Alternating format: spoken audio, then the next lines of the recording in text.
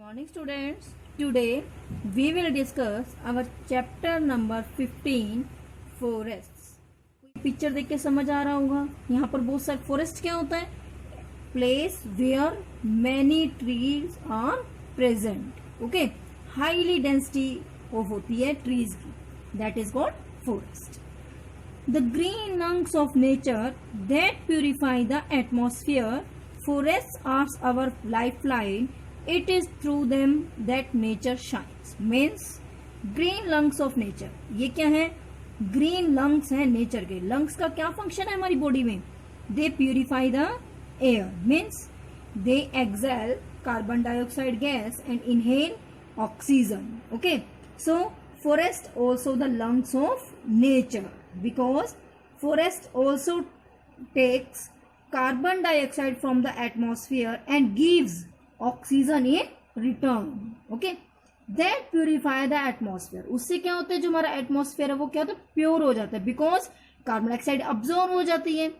Forest are our lifeline. Lifeline क्यों है? Because they provide us oxygen. It is through them that nature shines. इसी के कारण हमारा जो नेचर है वो शाइन करता है, साफ हो जाता है. Okay, a forest is an area with the high density of trees. Forest एक ऐसा एरिया होता है जहां पर जो ट्रीज हैं वो बहुत ज्यादा मात्रा में प्रेजेंट होते हैं, बहुत ज्यादा होते हैं. The trees which make up the main area of the forest create a special environment. This in return affect the kinds of animal and plants that can exist in a forest. क्या मतलब है?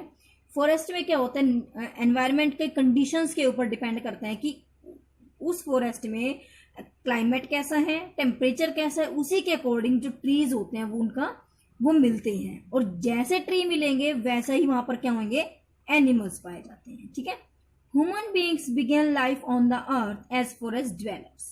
सबसे पहले आप SST में पढ़ते हो, आदि मानव आए थे, हमारे अर्ली मैंस आए थे. उसने कहा है कि जो ह्यूमन बीइंग्स हैं उन्होंने सबसे पहले जो अपनी लाइफ है वो कहाँ से शुरू करी थी, फॉरेस्ट से ही. वो जंगलों में ही रहते थे, वहीं से अपने खाना खाते थे. पहले कच्चा कंदमूल खा लेते थे ना, ऐसे बिना, जब तक फायर की डिस्कवरी नहीं हुई थी. In early stages they were food gathers. सबसे पहले वो क्या करते, खाने को इकट्ठा करते थे. ठीक है.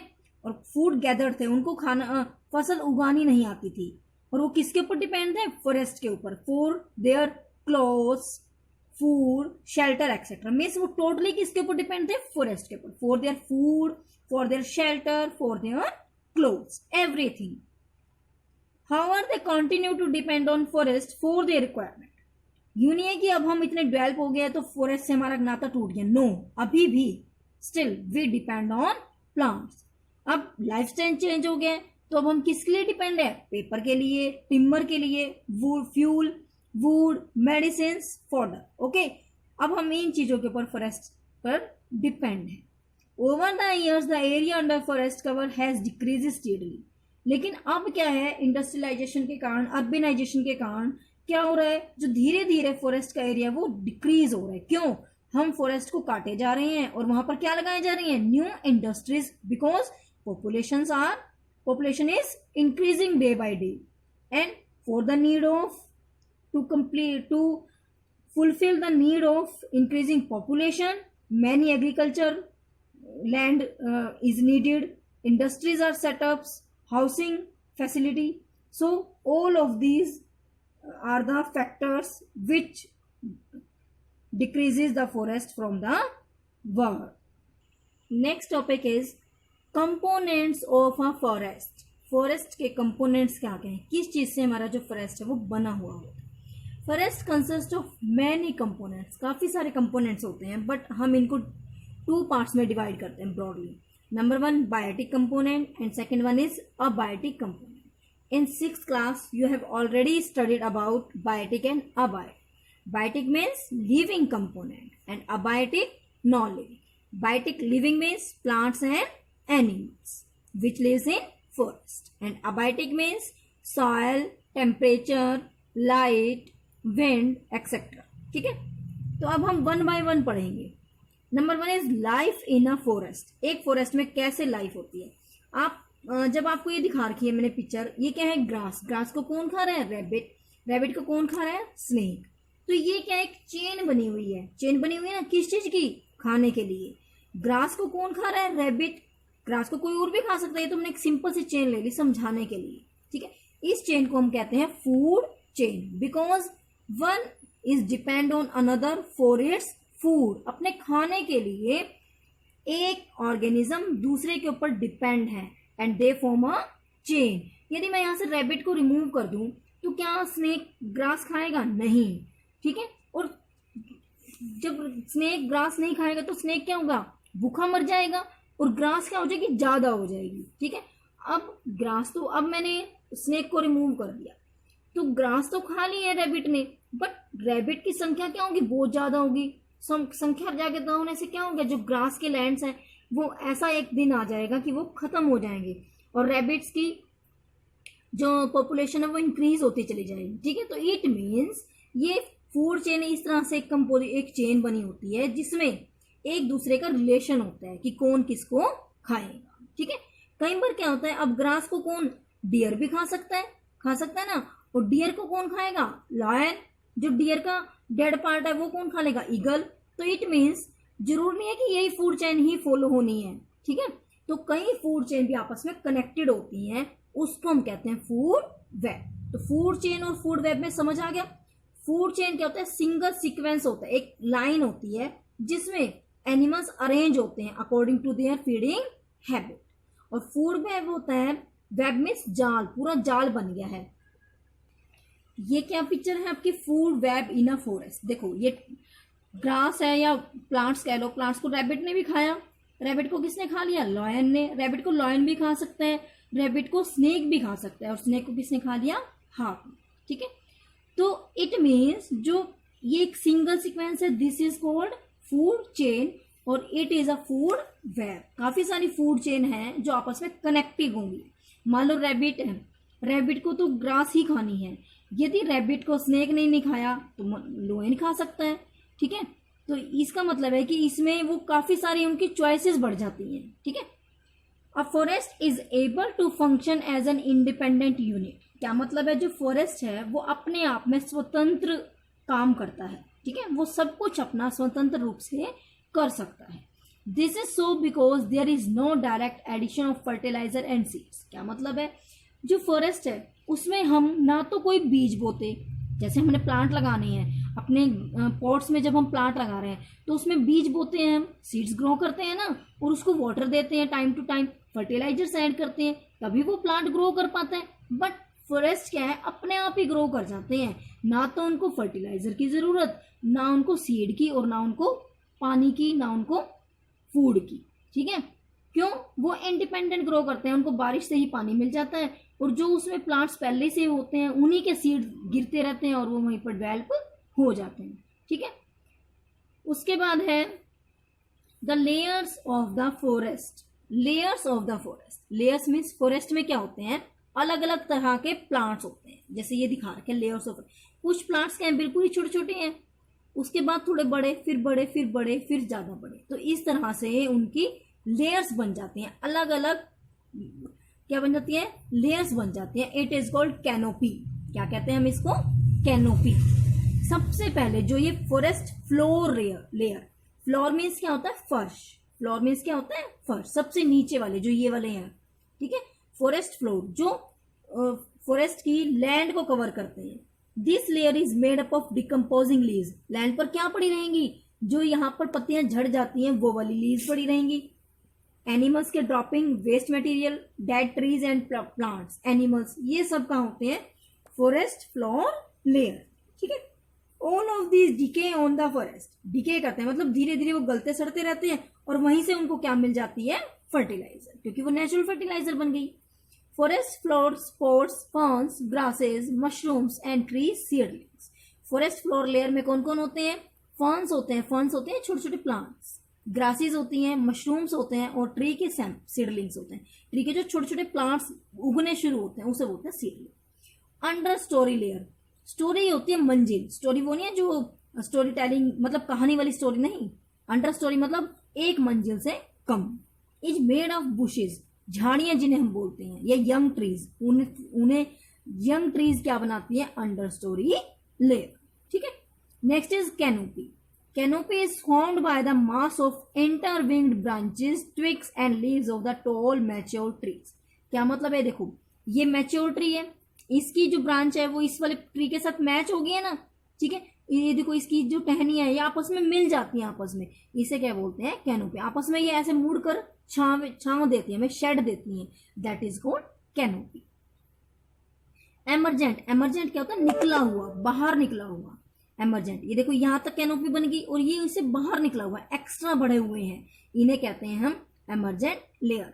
Exist in tropical rain forest. Tropical rain forest होते हैं जहां पर बहुत ज्यादा बारिश होती है, तो एमरजेंट लेयर वहां पर मिलती है, ठीक है. Next is crown of trees. Crown क्या होता है, ताज. वैसे तो हम ताज बोलते हैं.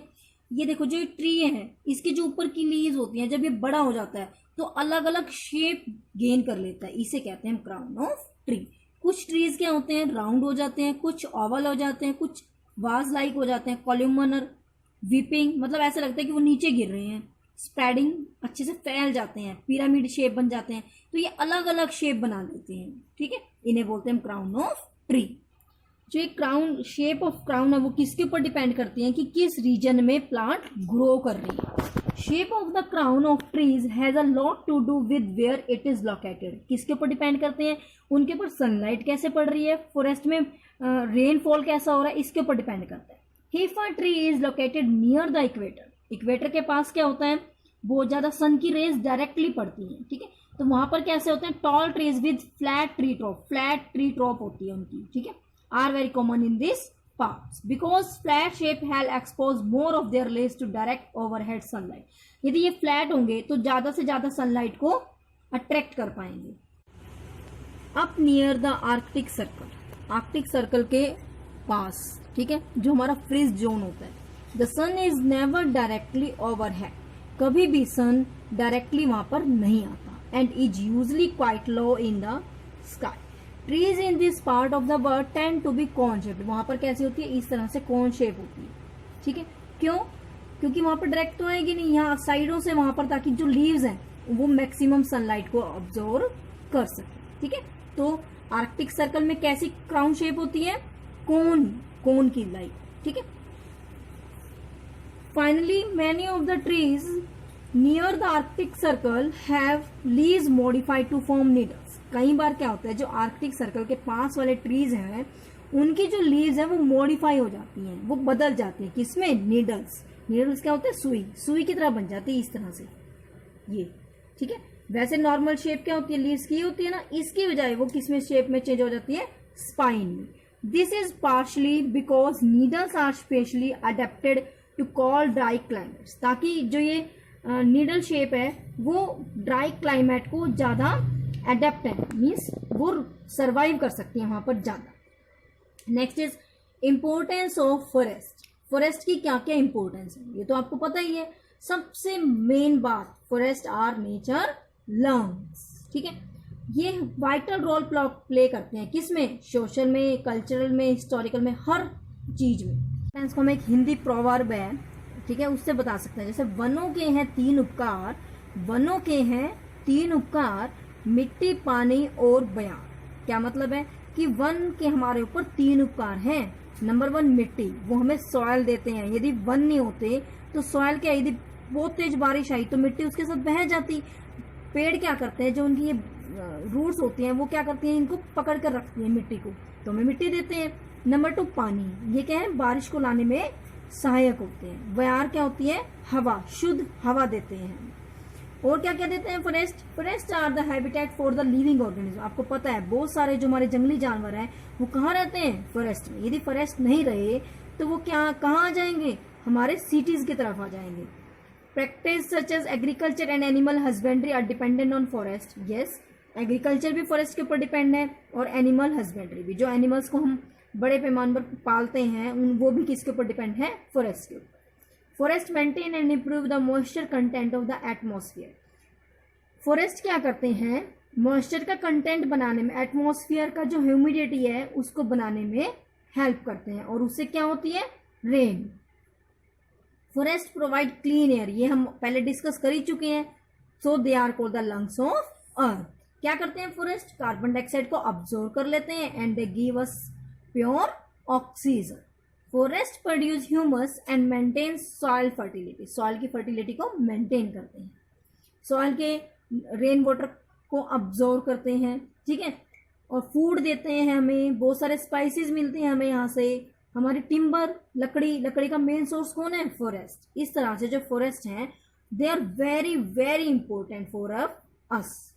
Next is deforestation and other problems related to forest. आपको ये नजर आ रहा है, ये क्या कर रहे हैं? फॉरेस्ट को काट दिया है। क्यों? इनडिस्क्रिमिनेट क्या होता है? बिना सोचे समझे यूं ही काट दिए, ठीक है।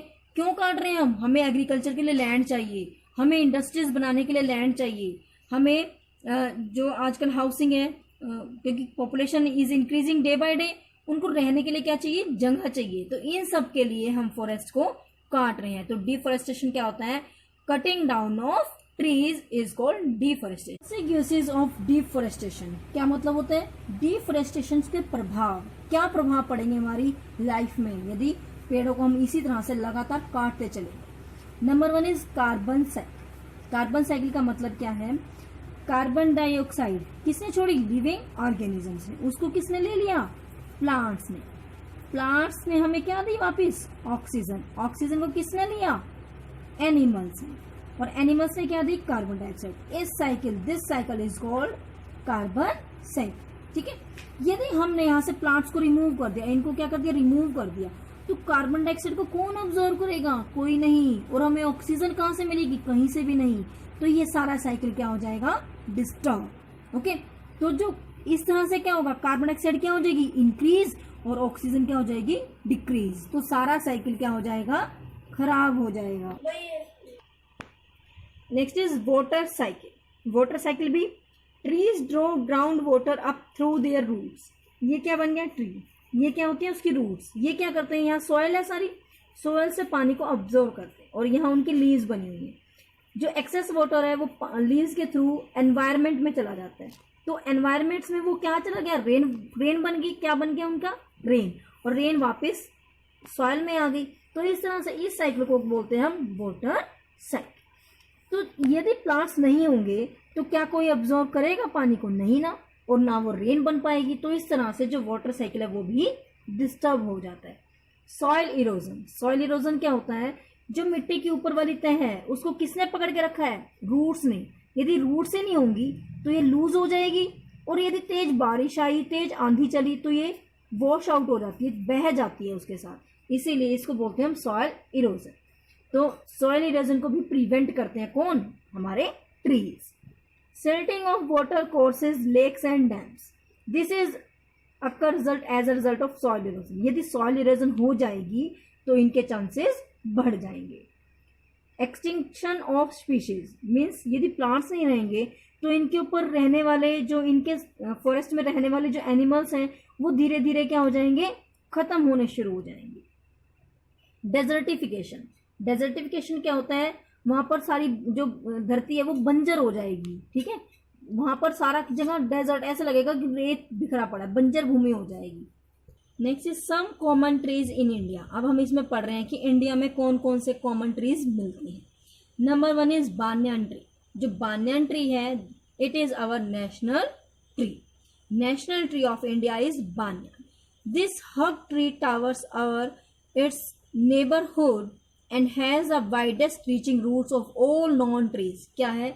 जो बरगद का पेड़ है वो कई सैकड़ों सालों तक जीता है और बहुत ज्यादा वाइड स्प्रेड हो जाता है, और उसकी जो रूट्स हैं वो भी धरती में बड़े दूर दूर तक फैल जाती हैं, ठीक है। The banyan trees regenerates and lives for an incredible length of time. इनका पता नहीं कि कितने सालों तक। It is immortal tree. Immortal means ये अमर प्लांट है, कभी भी नहीं मरता। Teak. Second is teak. Teak is one of the most popular tree of India. It is mainly use in making furniture. ये फर्नीचर और डोर बनाने में यूज होता है। The bark is a bitter health giving tonic and is considered useful in fever. जो इसकी bark होती है, बार्क कहते हैं ऊपर की छाल, इससे क्या होती है? बिटर होती है, कड़वी होती है, और दवाई बनाने में यूज होती है। मेडिसिनल वैल्यू है इसकी। नीम। नीम आपको पता है ना, नीम का तेल, नीम की दान तुम भी करते हैं लोग, ठीक है। तो जो नीम ट्री है it is known as miracle tree. इसको क्या कहते हैं? जादुई पेड़ बोलते हैं। It is useful tree in rehabilitating the waste land areas. Even today the neem tree is focal point of village life. Means गांव में क्या होता है, नीम के पेड़ के नीचे सारे इकट्ठे हो जाते हैं और अपनी पूरे दिन की बातें करते थे, तो इसलिए बोलते थे फोकल पॉइंट। ठीक है, जैसे चौपाल होती थी गांव में, वो पेड़ के नीचे ही अपनी चौपाल लगा लेते थे, अभी भी है ये। ठीक है, it also has good medicinal value. Neem की भी मेडिसिनल वैल्यू है, काफी सारी दवाइयां हैं जो नीम से बनाई जाती है। यूकेलिप्टस, देवदार का ट्री जिसको बोलते हैं हम, it is a tall evergreen tree. ये बड़ा लंबा होता है और एवरग्रीन है, हमेशा हरा भरा रहता है। There are more than 700 species, इसकी 700 से भी स्पीशीज, 700 से भी ज्यादा स्पीशीज प्रेजेंट है। Eucalyptus is mainly used as a pulp wood in the manufacture of the paper. किसमें यूज होता है यूकेलिप्टस? पेपर इंडस्ट्रीज में। आपको ये याद रखना है, ट्री का यूज, ट्री का नेम और उसका यूज याद रखना होता है इस चैप्टर में। देवदार और Himalayan cedar is a special of cedar. ये हिमालयन मीन्स ठंडे इलाकों में मिलता है और इसकी क्राउन शेप होती है, दिस वन। इसकी कैसी होती है? ऐसे क्राउन शेप होती है ताकि जो बर्फ है वो इसके ऊपर टिक ना सके। नेक्स्ट इज साल। इट इज अ लार्ज सब डेसिडियोस। सब डेसिडियोस क्या होता है? इसकी जो पत्तियां हैं, एवरग्रीन क्या होता है, उसकी पत्तियां कभी नहीं झड़ती। डेसिडियस क्या होती है? इसकी आधी पत्तियां झड़ जाती हैं जब पतझड़ आती है, और जब बसंत आती है तो दोबारा खिल जाती है। It is worshipped by the Buddhist. ये बौद्ध भिक्षुओं द्वारा पूजा जाता है। It is mentioned in many scriptures that Buddha was born and died under the sal tree. ये बौद्ध में माना जाता है, बौद्ध धर्म में जो हमारे गौतम बुद्ध थे उनका जन्म और उनकी मृत्यु साल ट्री के नीचे ही हुई थी। It is found in almost all parts of India. हर जगह ये इंडिया में मिलता है। नेक्स्ट इज अमलतास। अमलतास क्या होता है? इसके येलो फ्लावर होते हैं और इसको गोल्डन शावर ट्री कहते हैं। गोल्डन शावर क्यों कहते हैं?